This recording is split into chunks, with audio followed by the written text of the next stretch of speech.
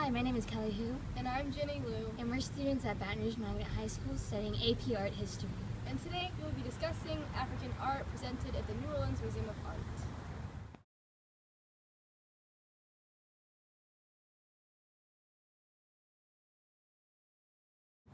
My figure is the female reliquary guardian figure. It's like the Byrie figure we studied in class, except for it's a female. And it was made by the Fangs people in Gabon around the 19th and early 20th century. It depicts a female figure made out of wood and copper. And it has over-exaggerated body parts, prominent breasts, large hips and thighs, and an extra large belly button.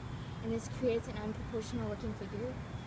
And the elongated torso, large rounded head, and eyes that look down create a sense of calmness. And the tubular nature of the body and geometrically shaped cheekbones that create horizontal lines create an appearance of stylistic approach and not a naturalistic approach.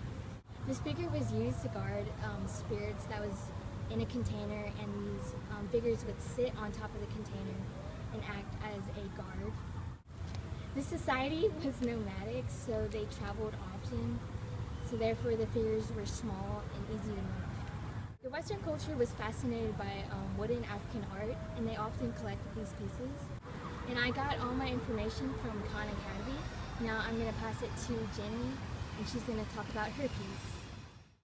My piece, the face mask with bird, was created with wood, pigment, and brass, and it was created in the 20th century by the Yore people who inhabit Côte d'Ivoire, and they lived in an area between the Bale and the Guro cultures, and so they're largely influenced by the language and the culture, religion, and even the art. Because of this, this mask resembles the emblem mask of the Bale culture. However, the Yore had a very strong sense of identity, and so they had very distinctive art that was distinguishable from the Bale and the Guro. The face is symmetrical and smooth and is contrasted by jagged zigzag patterns surrounding the face, and this zigzag is meant to be a beard, which symbolizes refinement and being scholarly and elderly. The wisdom is also communicated by the eyes, which are hooded and crisp, and that also symbolizes reverence and wisdom. And also the mouth, which is pouty and pensive, symbolizes that the face is deep in thought and very intelligent. The bird on top of the head is a coiffure, which is a style or manner of arranging the hair using ornamentation to show status. And this work is composite, which means it has human forms as well as animal forms. And I got all this information from the Smithsonian National Museum of African Art.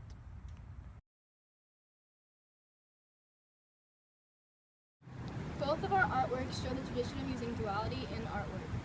Mine shows duality of age, and the smooth skin associates with youth, while the beard and the crisp eyes are associated with old age, and this shows the idealized traits of having youthful features and also having wisdom that comes from old age. Mine also has duality with age, and the mismatched pieces of the figure create a sort of proportion with youthfulness and age. As you can see, both our pieces are made out of wood, and this was a prominent technique to use wood as a spiritual vessel in African art. And this figure, my figure had the purpose of portraying certain spiritual expressions and ideas, and it had a coiled up energy and vitality ready to spring forth if necessary. My artwork is also used as a spiritual vessel because these masks were believed to be emblems of the youth spirits, which were very dangerous spirits. And so masks were worn to try to contact these spirits and influence them to protect the people rather than harm them. The change between our two artworks is the function. Mine had the purpose of protecting the spirits, like I said before, and it also had a didactic or educational function. It portrays the manner in which one should approach the spirits. My piece had the function of being worn during ceremony, and this was performed when there is a death that disturbed the social order of the community. And there was two occasions, the J celebration and the Low ceremony. And the J ceremony was a dance, and the dancers wore the mask, and this dance was to help restore the equilibrium in the community, while the Low ceremony was the actual funeral of the person. And this is from Diama.com and lotusmask.com.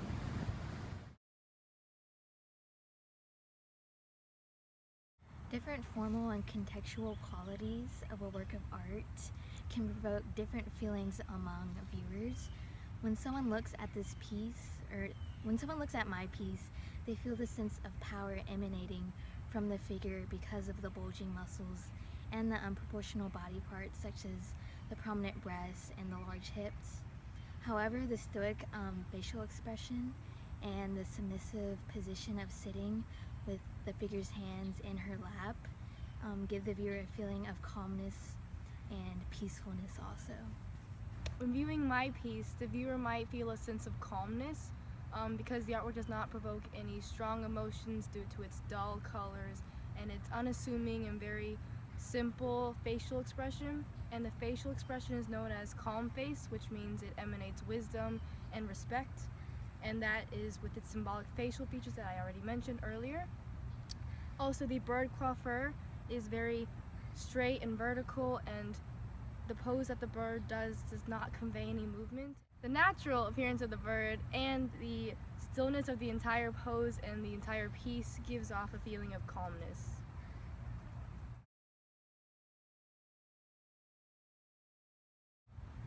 Viewing artwork in a museum is vastly different from viewing an artwork during an actual performance.